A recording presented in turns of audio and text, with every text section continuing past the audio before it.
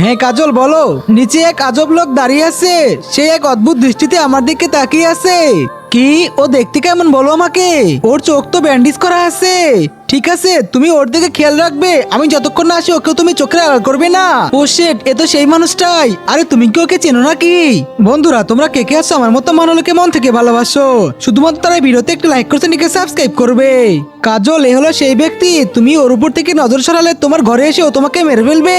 মোহিত আমি তো ওকে দেখে ফেলেছি, এখন আমি কি করব? ঘরের সব দরজা বন্ধ করে আসি, তুমি ওর দিকে এখন তাকিয়ে থাকো। আরে ইয়ার, এই মাছিগুলো কই থেকে আসলো? আয় হাই, এই পট্টিওয়ালা মানুষটা কোথায় চলে গেল?